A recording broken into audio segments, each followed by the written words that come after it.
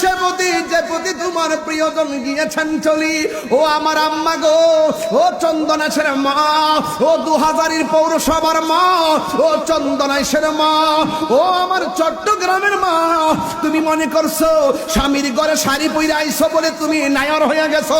তুমি মনে করছো নতুন গাড়ির মধ্যে ফুলের সজ্জা লাগাইয়া ঘরে আইসা ফুলের ঘরে ঢুকছো বলে নায়র হয়ে গেছো? তুমি কি মনে করছো বাসর ঘরে ঢুকছো বলে নায়র হয়ে গেছো?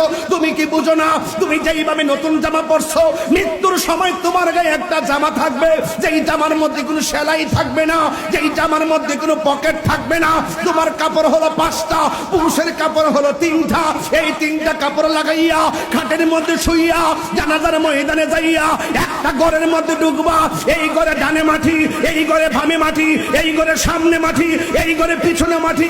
ওই কবরটা হইলে তোমার আসল নায়রের ঘর। ওই ঘরের জন্য কিছু করার দরকার আছে না নাই? আরো জোরে কোন আছে না নাই? কবরের মধ্যে যখন আপনার নামায়া দিবে, ওই মুহূর্তে ফেরেশতা নামবে। নখগুলা হলো পৃথিবীর এক প্রান্ত থেকে আরেক প্রান্ত যত বড়, এদের নখটা থাকবে এত বড় কোদালের মতন। এইভাবে কবর কুইরা কুইরা 2000 গুরুস্থানের ভিতরে ঢুকবে, চন্দনাইশের গুরুস্থানের ভিতরে ঢুকবি ডুইকা ডুইকা সুন্দর করে। এবার কবরের ভিতরে যখন ঢুকবে, এক শ্রেণী মানুষ আছে, এরা কবরের মধ্যে বড় পেরেশানি হয়ে যাবে। এত আওয়াজ কোথায় থেকে আসতেছে, এত আওয়াজ কোথায় থেকে আসতেছে, এমন কেন গর্জন শোনা যাইতেছে? চোখগুলা থাকবে নীল বর্ণের, বড় বড় নখ বিশিষ্ট। এমন ভাবে কবরের মধ্যে ঢুকবে, ঢুকার পরে তারে সুন্দর করে বসাইব। এরপরে মানুষকে বলবে তুই বলস না তোর রবকে? সে বলবে আনা আদরিলা আদরি, আমি জানি না। বলবে ওয়ামা দিনুকা, তোমার ধর্ম কি? সে বলবে লা আদরি, আমি জানি না। এরপরে বলবে ওয়ামা কুনতা তাকুলু ফি হাক্কি হাযার রাজুল, এই ব্যক্তিটাকে কই আমি তো চিনি না।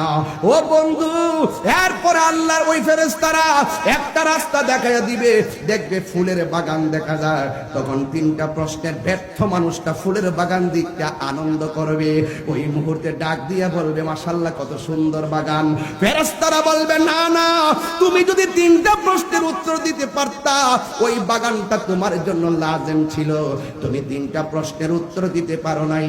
বাস কবরের ভিতরে শুরু হয়ে গেল অন্ধকার, জাহান্নামের আগুন আপনাকে গ্রাস করবে। ও আমার 2000 বাবা, কি ভাষায় ওয়াজ বুঝাইতাম। এই জন্য রাত্র যেমন আমার ওয়াজ হবে তেমন, বেশি লম্বা করব না, একটার ভিতরে ওয়াজ গুছাইয়া চলে যাব।